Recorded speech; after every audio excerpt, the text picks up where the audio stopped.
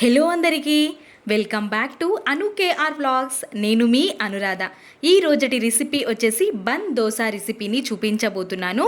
ఈ సమ్మర్లో హెల్తీగా సోరకాయతో చలువ చేసే రెసిపీని ఈజీగా అప్పటికప్పుడే అన్ని ఇంట్లో ఉన్న వాటితోనే ప్రిపేర్ చేసుకోవచ్చు. చూస్తుంటేనే తెలిసిపోతుంది ఎంత సాఫ్ట్గా ఫ్లఫీగా వచ్చిందో రెసిపీ అనేది. ఇప్పుడు ప్రాసెస్లోకి వెళ్ళిపోదాం. నేను ఇక్కడ లేతగా ఉన్న ఒక సొరకాయలో నుంచి సగం సొరకాయని తీసుకుంటున్నాను. ఈ సొరకాయని మనం పైనున్న తొక్కని మొత్తం తీసేసుకొని కొంచెం పెద్దగా రంధ్రాలున్న గ్రేటర్తోని తురుముకొని తీసుకోవాలి. ఇక్కడ చూస్తున్నారు కదా, ఈ విధంగా మొత్తం సొరకాయని తురిమేసుకొని తీసుకోవాలి. ఇప్పుడు ఒక ప్లేట్లోకి తీసుకున్న తర్వాత దీన్ని మనం పోపు పెట్టుకుందాం.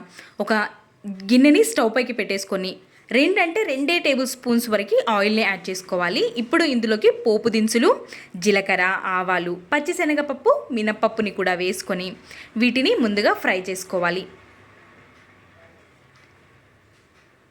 ఇవి ఫ్రై అయిపోయిన తర్వాత మనం వీలైనంత సన్నగా 4-5 వెల్లుల్లి రెబ్బల్ని, 1 ఇంచు అల్లంని కూడా వీలైనంత సన్నగా తరుక్కొని తీసుకోవాలి.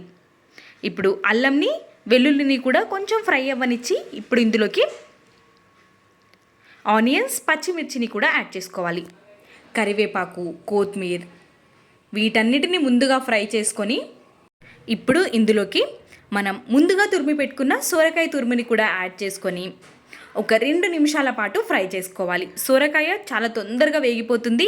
అందులో మనం లేతది తీసుకున్నాం కాబట్టి చాలా తొందరగా వేగిపోతుంది. కాబట్టి మొత్తం వేగిపోయిన తర్వాత స్టవ్ ఆఫ్ చేసుకొని పక్కన ఉంచుకోవాలి. చల్లారేలోపు ఇప్పుడు ఒక గిన్నెని తీసుకొని అందులోకి 1 కప్పు వరకు గోధుమ పిండిని, 3/4 కప్పు వరకు బియ్యం పిండిని తీసుకోవాలి. ఇప్పుడు 2 మిక్స్ అయ్యే విధంగా కలుపుకొని ఇప్పుడు ఇందులోకి కొద్దిగా వాటర్ని వేస్తూ విస్కర్తో పిండిని కలుపుకోవాలి. పిండిని ఒక 2 నిమిషాలైనా కంటిన్యూస్గా కలుపుతూనే ఉండాలి. ఈ విధంగా కొద్దిగా వాటర్ని వేస్తూ మనకి పిండి కన్సిస్టెన్సీ అనేది ఈ విధంగా ఉండాలి. మరి గట్టిగా కాకుండా పల్చగా కాకుండా ఈ విధంగా ఉన్నప్పుడు మనం ముందుగా పోపు పెట్టుకున్న సొరకాయ తురుము ఉంది కదా, ఈ మిశ్రమాన్ని ఇప్పుడు మనం ఇందులోకి యాడ్ చేసుకోవాలి. మనకి సొరకాయల నుంచి కూడా వాటర్ రిలీజ్ అవుతూ ఉంటుంది కాబట్టి పిండి మనకి చూసుకొని కలుపుకోవాలి. మీకు ఇంకా కొంచెం లూజ్గా అనిపించినట్టయితే పిండిని ఇందులోకి ఒక 2 టేబుల్ స్పూన్స్ వరకు మనం ఉప్మా రవ్వని యాడ్ చేసుకుంటే రవ్వ అనేది వాటర్ని పీల్చుకుంటుంది, కొంచెం గట్టి పడుతుంది. ఇప్పుడు రుచికి సరిపడ ఉప్పుని, 1/2 టేబుల్ స్పూన్ వరకు పసుపుని యాడ్ చేసుకోవాలి. కమ్మటి పెరుగుని ఒక 2 టేబుల్ స్పూన్స్ వరకు యాడ్ చేసుకోవాలి.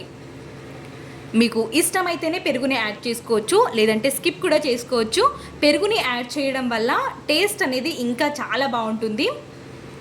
ఈ విధంగా పెరుగుని కూడా యాడ్ చేసుకొని మొత్తం మిక్స్ అయ్యేంత వరకు కలుపుతూనే ఉండాలి. కంటిన్యూస్గా 1 నిమిషం పాటైనా ఈ పిండిని మనం కలుపుకోవాలి. పిండి అనేది మనకి ఈ కన్సిస్టెన్సీలో ఉండాలి. కొంచెం లూజ్ అయినట్టయితే మీరు ఒక 2 టేబుల్ స్పూన్స్ వరకు రవ్వని యాడ్ చేసుకున్నట్టయితే వాటర్ని రవ్వ పీల్ చేసుకుంటుంది కాబట్టి పర్ఫెక్ట్గా సరిపోతుంది. నాకైతే ఏం అవసరం లేదు, వేసుకున్న పిండికి పోపు కరెక్ట్గా సరిపోయింది. ఇప్పుడు ఇందులోకి ఒక 1/2 టేబుల్ స్పూన్ వరకు వంట సోడాని యాడ్ చేసుకోవాలి. మనం బన్ దోశ చేయాలి కాబట్టి ఖచ్చితంగా వంట సోడాని వేసుకోవాలి. విధంగా వేసేసుకొని మొత్తం వంట సోడా పిండిలో కలిసిపోయే విధంగా కంటిన్యూస్గా కలుపుకోవాలి. ఈ విధంగా కలిపేసుకొని పిండి ఈ కన్సిస్టెన్సీలోనే ఉండాలి. మరి పల్చగా ఉన్న మనకి బన్ దోశలు విరిగిపోతూ ఉంటాయి. ఇప్పుడు మనం పోపు పెట్టుకునే చిన్న గిన్నెని స్టవ్ పైకి పెట్టేసుకొని అందులోకి 2 టేబుల్ స్పూన్స్ వరకు ఆయిల్ని యాడ్ చేసుకోవాలి.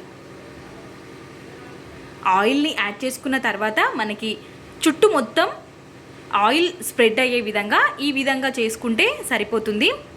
ఇప్పుడు ఇందులోకి మనం కలిపి పెట్టుకున్న పిండిలో నుంచి ఒక 2-3 గరిటెల వరకు పిండిని ఇందులోకి యాడ్ చేసుకోవాలి. చూసుకోవాలి, సరిగ్గా వచ్చే విధంగా వేసుకోవాలి.